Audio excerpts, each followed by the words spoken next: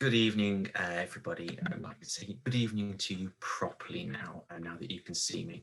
So hopefully there was lots of information there for you that was useful. It's one of those subjects where I could talk for 15 minutes or 15 hours. There is so much for us to go through. Now, I have had quite a few questions, so I will just make my way through those. But I'm going to give it just sort of a few seconds before we really dig into them, just for everybody's videos to catch up with me a little bit. I think there's a little bit of a delay, so I'm just going to allow people to join it as the system is ready for them. So as I said, it's one of those subjects that I could talk about for a very, very long time. I will try and get us finished by 5 o'clock, so just doing about 15 minutes worth of question and answer sessions. If you do have a question to ask me, particularly as I'm doing this session even, or the question and answer session, then by all means, use that question box at the top of the screen. Type away. I'm quite happy to answer any questions that you have. If there's something I can't answer this evening, then what I will do is I will email you back by the end of the week or at the end of the week, once all the other videos are completed as well. So I'm starting to I can see there's lots of people sort of now in the question and answer session now, slightly different systems you see, so it takes us a little bit of time for us to swap over. So hopefully that's most of you. I will move straight on to the first question then, if that's okay. So that is, what nursing qualifications, what type of qualification are they? And can you recommend any resources for students looking to pursue nursing? So nursing isn't one qualification type. That's the very first thing to know. Higher education, nursing is divided out according to the type of nurse and the type of care that is given. The place to go actually for any health, medicine, nursing, any qualification like that, or any career like that, is healthcareers.nhs.uk. So that's just healthcareers.nhs.uk. From there, you can select what type of career you would like, and it gives you a really, really detailed rundown of the different options that are available to you, and the financial assistance, the kind of assistance you would get while on your course, and the general structure of something like a nursing course. Now, nursing courses work a little bit different to most higher education degrees. In some way, they have a little bit more in common with an apprenticeship. So a significant part of a nursing and actually a medicine degree as well is based on placements. And how those placement works depends on institutions and the number of hospitals they have supporting them. But a nursing student is likely to find themselves in a placement for a significant amount of their studies. Okay, so it does work a little bit differently, and I would recommend checking out healthcareers.nhs.uk because it breaks it down into those individual types of nursing. And by types of nursing, I mean sort of adult nursing, child nursing, sort of pediatrics generally, mental health nursing, midwifery, all those, they're all types of nurse. So there's lots of different options there because all those courses run differently. So just to repeat that once more, that's that's healthcareers.nhs.uk. That's the place to find all of that careers information and what courses will be available to people who want to go onto that career. So I hope that answers that first question. Next question is, does it matter what subjects students study at school? Now, the short answer is yes. The long answer is that it very much depends on the type of higher education that they want to go into, the type of career that they want, and whether or not they choose those academic, vocational, apprenticeship pathways, or mix them up, because that's also entirely possible. I didn't really cover that in the presentation. So when it comes to what subjects to study at school, it is very much about looking to the future. And actually one of the things that LiNCHigher does, we work with students or pupils from year 9 upwards, and we start at that younger age because we need to make sure that the student is prepared for all the different decisions that they will make, even in starting their GCSEs.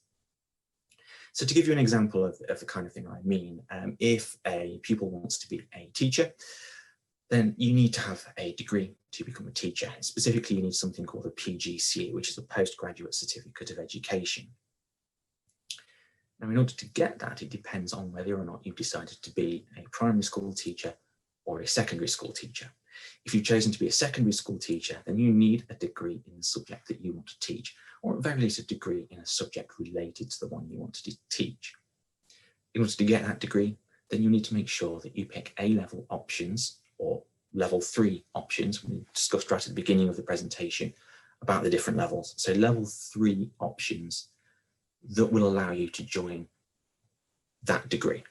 So to get that information, you need to check out places like UCAS, university websites, or discoveruni.gov.uk.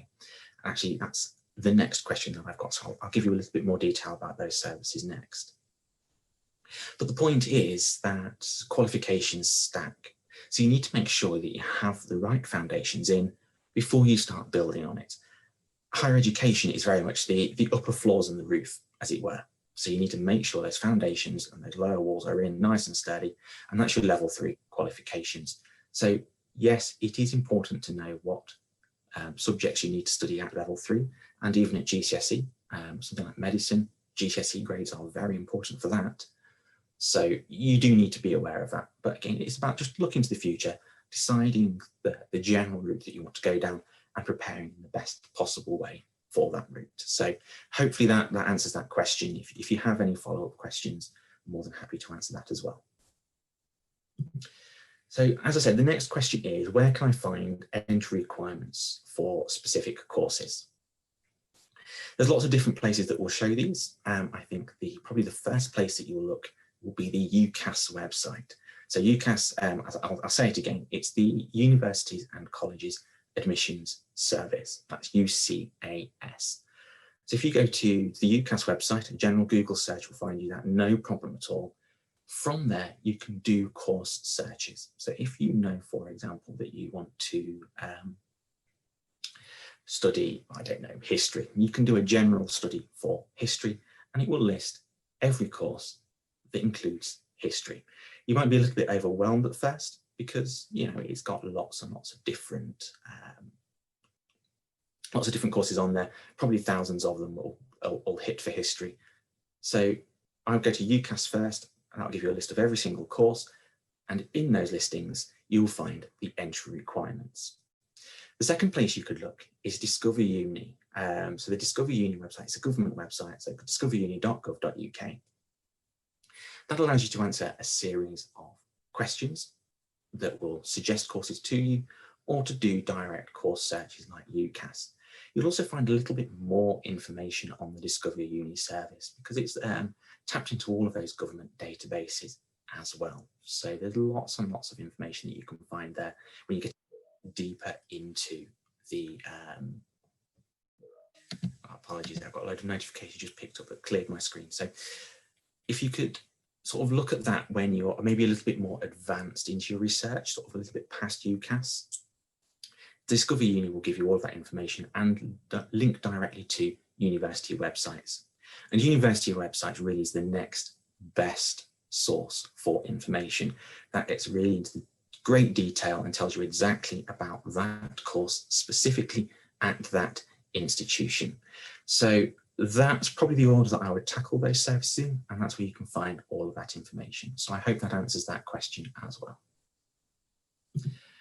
Just a couple more questions at the moment. Let's see if there's any more. No, that's okay.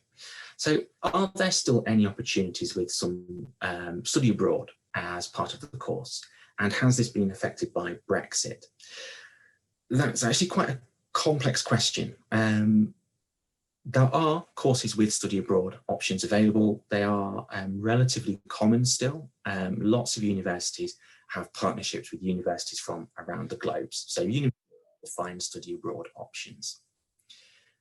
Now, those study abroad options will be with partner universities. So you'll find them in the US, in China, in Europe themselves through those partnerships.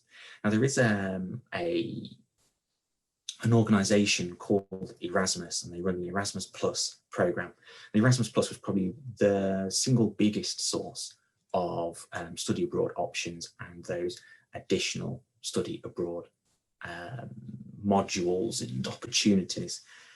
We will, as part of Brexit, lose access to Erasmus. At the moment, it may be included in some sort of trade deal, so we don't yet know exactly what that situation is. Go to the Erasmus website, they will have more up-to-date information than I have right now. It's quite, just search Erasmus Plus, you will find it. That'd be what I would do to find out that information anyway. So the short answer is yes, there are study abroad options. The slightly longer answer is it's complicated by Brexit, but not prevented by it. Appreciate we've only got about 5 minutes now until the next presentation with Jill Bush of Boston College, talking about a little bit more about those higher education pathways. So just a couple more questions, and I think we'll be ready for that presentation as well. So what can you do at the moment about going to see colleges or universities that you might be interested in studying at? Well, the short answer is this. There are lots of virtual events happening and virtual open days. In some ways, you've got more opportunity to visit more institutions because it's virtual. Now, I know and I understand completely that visiting a place isn't like visiting it virtually, but for now, it is the best option that's available to you. So I would engage with those, make sure you ask lots and lots of questions and get the information you need. And then, if possible, follow up with a visit later in the year. It's likely that the rules will change. And if you're supporting a young person in year 10, 11, 12, then there is still plenty of time. But you need to start that research now. And I'd engage with those virtual events. Try opendays.com to find out so maybe some universities running events that you're not aware of, or Uni Taster Days is another great website, or just doing a general search on UCAS and following it through from the UCAS website onto the individual course pages and seeing what the university themselves are advertising. But absolutely lots of virtual opportunities to visit higher education institutions right now. So that's a really good question. Thank you very much. And I think for now, the final question, just in good time, is how long do you study a higher education course for? Now, there is no one answer to this. So a usual course is about 3 years. So 3 years full time. If you want to study part-time, that's absolutely an option that's available to you. That can be anywhere up to 6 years. Right at the beginning of the presentation, I mentioned HNCs and HNDs, those higher national certificates and diplomas. They are 1 and 2 years respectively. And then there are other courses. And to pick on medicine again, they are a 5-year degree with an extra couple of years of training. So they're up to 7 years. Pathologists, it's even longer. Essentially, be prepared to study for a long time if you want to cut anybody or anything open as part of your career. Okay, that's the way to think about it. They often have special entry requirements for those courses as well. But a normal undergraduates, that's first degree, BA Honours or BSc Honours degree, is usually 3 years. So that's the simple answer, and the answer that I would base most of my assumptions off. The good news is, I mentioned student finance briefly in that as well. Courses have finance for the length of the course plus 1 year. Okay, so there'll always be enough finance for your tuition fees and for your maintenance loan and all that sort of thing. That will always be available to you. And if for whatever reason you need to resit a year or retake a year, then there will be that 1 additional year's worth of finance available to you as well. So you won't be left in the lurch. Now, I think that is the final question that I've got here. Yes, just double checking that. So thank you very much for listening. It gives you 2 minutes to grab a drink. I'm going to put the kettle on myself, and I'm looking forward to Jill Bush's presentation from Jill Bush, the head of higher education at Boston College. And she'll be talking about additional pathways, I suspect sort of specifically through college and what have you as well. After that as well, we'll be hearing from Chris Stead of the University of Sheffield, talking about choosing a course and choosing a higher education course. And lots of great information there for you as well. And the final presentation for today is making the most of an open day, and that's Ben from De Montfort University in Leicester as well. So have a great evening, and hopefully we'll get a chance to speak to each other in person at one of the other LiNCHigher events later in the year. So I'll let you get to that presentation now. Thank you very much.